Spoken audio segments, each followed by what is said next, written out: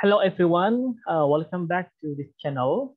So in this nice occasion, I would like to share with you about the proposal writing in the field of linguistics, education, and social sciences. This might be interesting, it might fit your field of expertise, and you can you can share with your audiences, with your students, if you think that the content of this video is very helpful. So let's begin with about how to write the proposal.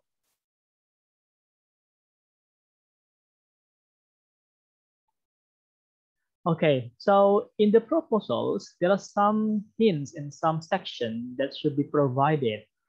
First, the proposal should consist and should elaborate and provide about the context of the topic. So you might offer the audiences with the topic, or you may also provide a title. Even if the title is not a mandatory at first, but you may have to focus on providing the topic of your proposal. And then you can provide also additional information about the background and the context of your study, where you are going to conduct your study, why your study is important, and so forth. And the next is that you may have to provide a conceptual theory or theoretical frameworks, how you are going to use these theories or this framework into your study, and why this study may fit to answer your research questions or to gain your objective of your study. And the last part of the proposal that is important is that there is a design, how the design of your study and how you're going to collect the data and how the data are analyzed. So these are important things that should be provided in the proposal, whether it is in terms of linguistics, in education, or in social sciences. There is no rigid and conclusive argument on which part on how to begin with the proposal or a number of word count in the proposal. But you have to bear in mind that you should provide us with the information of your study or the background or the context of your study, and that you have to argue why your study is significant to contribute, why your study is significant to be conducted, and what potential intellectual gap that your study will fill in.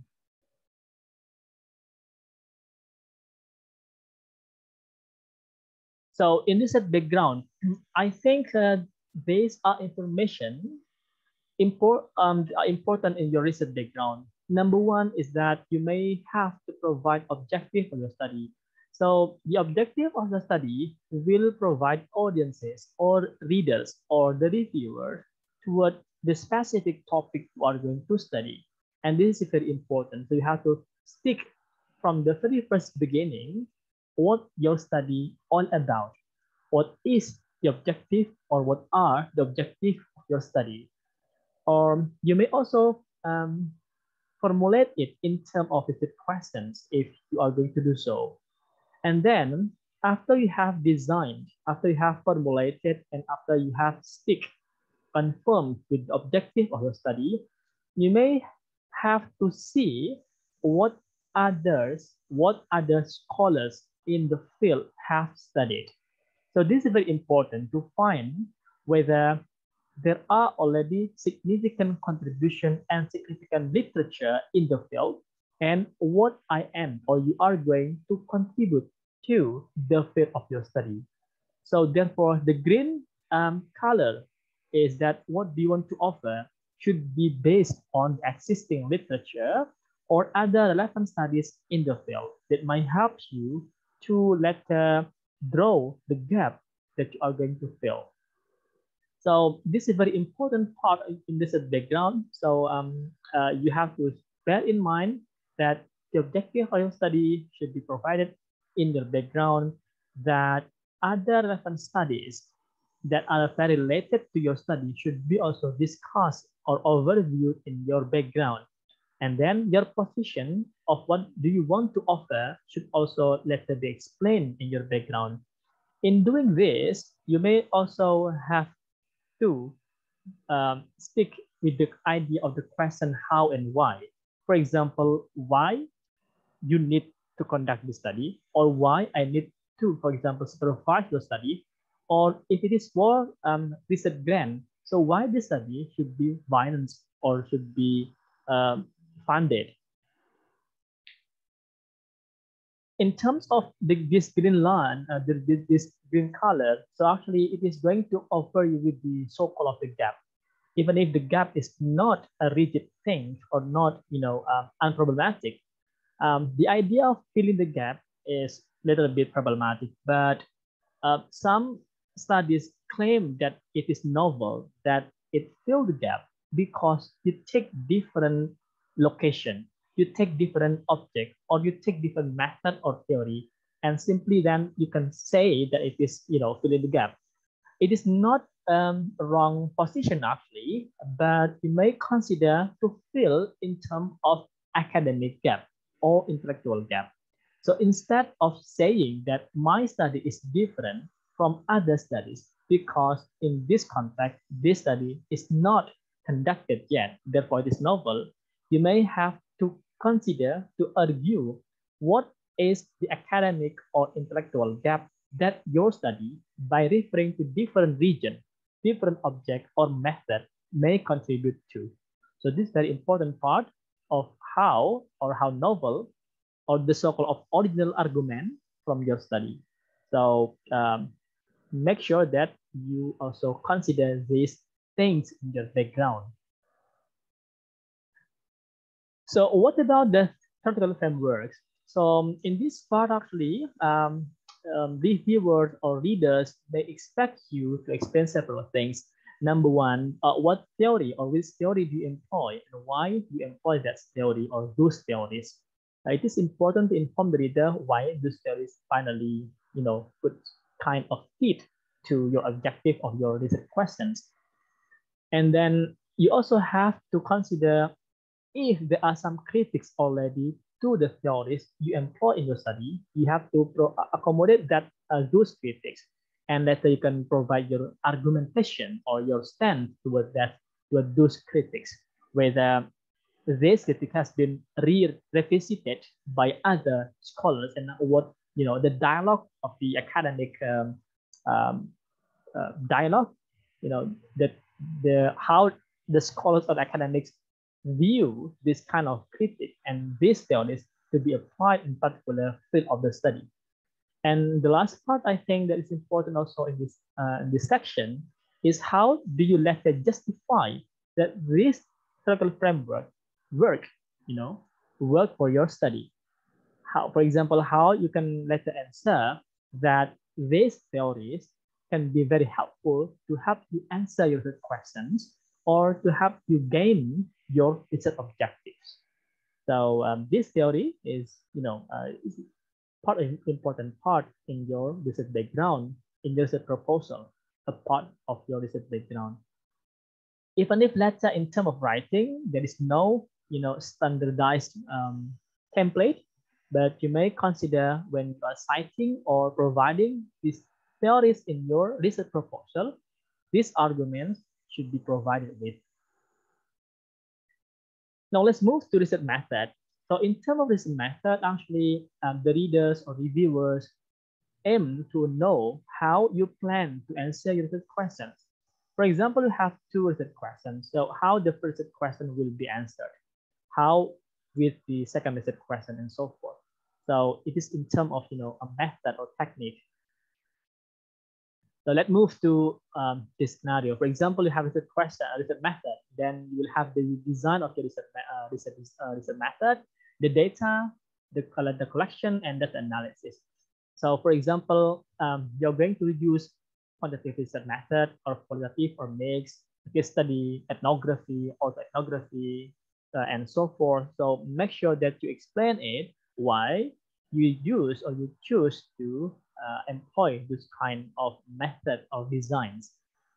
Second of all, in terms of data, you have to see whether this data source and data fit to your research question and objective. If not, there should be something problematic with the idea of research method. And in terms of data collection, actually, we are going to see how the process that you did or you are going to do in collecting the data. Whether you are going to use interview, questionnaire, survey, note taking, recording, and so forth. So you have to explain these processes, how you collect your data. While in terms of data analysis, so it is important also to explain the process, how you are going to display the data, to reduce the data or analyze the data. And these all processes in the data collection and data analysis are very important part to see how meticulously and thoroughly you explain these steps and the stages, the steps and stages. Well, at the end of this part, I think you may consider also to summarize what your research design has explained earlier, to stick again to the audience that you have said this, and this.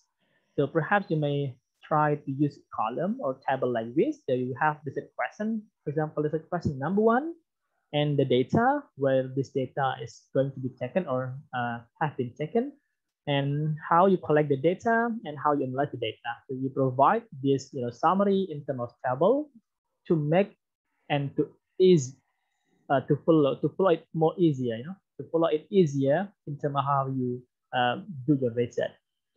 I think you may also refer to Podesta and Sharma on this method in linguistics, or Miles and Haberman and Saldana for quantitative data analysis. So to sum up and to recapitulate the section in this proposal or in your thesis later on. So in background of your study, what we want to, or I want to see in your background is, what is your topic? Okay, so what is your topic and why you study this topic? And have you cited other relevant studies in your topic? What did they say about this field, about your topic? How do you want to study this field, and why do you want to study this field? And is there any gap you are going to fill, or which gap? Is it significant or not? So you have, you may consider these questions in mind while you're writing the research background.